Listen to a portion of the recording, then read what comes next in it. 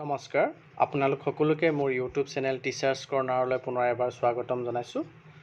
যোৱা দেওবাৰে হিমাচল প্ৰদেশৰ শিক্ষামন্ত্ৰীৰ সৈতে বৈঠকত ৰাজ্যৰ শিক্ষামন্ত্ৰী ডাক্তৰ অনুজ পেগু কি বিষয়ত আলোচনা হ'ল আজিৰ ভিডিঅ'টোত মই আপোনালোকক জনাম। ভিডিঅ'টো শেষলৈকে চাই ভাল পালে লাইক এণ্ড শ্বেয়াৰ কৰিব আৰু চেনেলটো যদি এতিয়াও ছাবস্ক্ৰাইব কৰা নাই কাইণ্ডলি ছাবস্ক্ৰাইব কৰিব।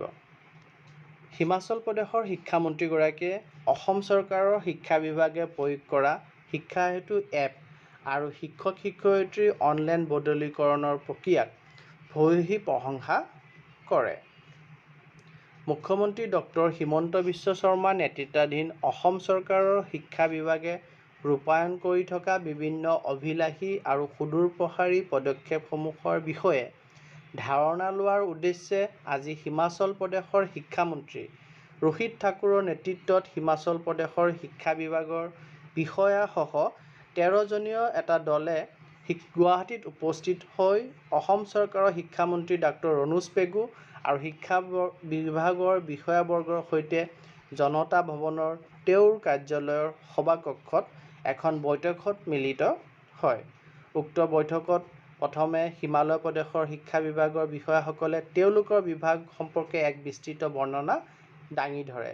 তেওঁলোকে উল্লেখ কৰে যে বৰ্তমান পৰ্যন্ত হিমাচল প্ৰদেশত 15,156খন বিদ্যালয়ত মুঠ 7,57,774জন ছাত্ৰ-ছাত্ৰী অধ্যয়ন কৰাৰ বিপৰীতে 64,756গৰাকী শিক্ষক শিক্ষয়িত্ৰী নিয়োগ হয়।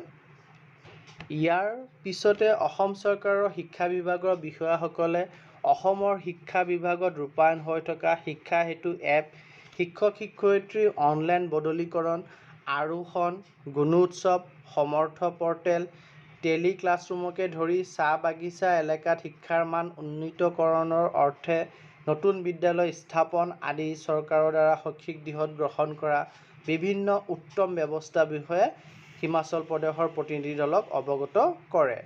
মন কৰিবলগীয়া যে হিমাচল প্ৰদেশৰ শিক্ষামন্ত্ৰীগৰাকীয়ে অসম চৰকাৰৰ শিক্ষা বিভাগে প্ৰয়োগ কৰা শিক্ষা হেতু এপ আৰু শিক্ষক শিক্ষয়িত্ৰীৰ অনলাইন বদলীকৰণ প্ৰক্ৰিয়াক প্ৰশংসা কৰে।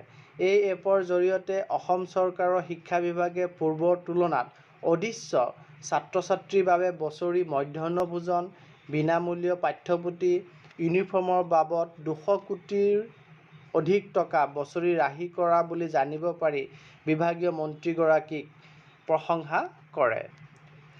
মন্ত্ৰীগৰাকীয়ে অসম চৰকাৰৰ শিক্ষামন্ত্ৰী ডাক্তৰ অনুজ পেগুক তেওঁৰ বিভাগটোত লোৱা পদক্ষেপসমূহৰ বাবে প্ৰশংসা কৰি আগন্তুক দিনত হিমাচল প্ৰদেশ ভ্ৰমণৰ বাবে অনুৰোধ জনায়। শিক্ষামন্ত্ৰী ৰোহিত ঠাকুৰে উল্লেখ কৰে যে অসম আৰু হিমাচল প্ৰদেশৰ বহু ক্ষেত্ৰত সামঞ্জস্য আছে।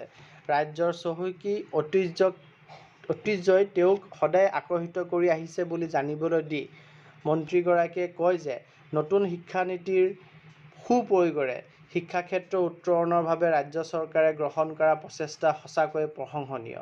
দেওবাৰৰ এই ভ্ৰমণকালত হিমাচল প্ৰদেশৰ শিক্ষামন্ত্ৰীগৰাকীক সংগ দিয়ে মুখ্য সংসদীয় সচিব শিক্ষা বিভাগ হিমাচল প্ৰদেশ আৰু সচিব শিক্ষা বিভাগ হিমাচল প্ৰদেশৰ লগতে হিমাচল প্ৰদেশৰ শিক্ষা বিভাগৰ উচ্চপদস্থ বিষয়াসকল উপস্থিত থাকে।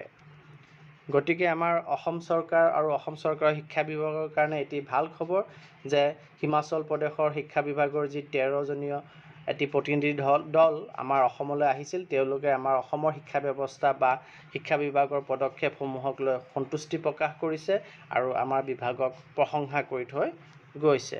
ধন্যবাদ।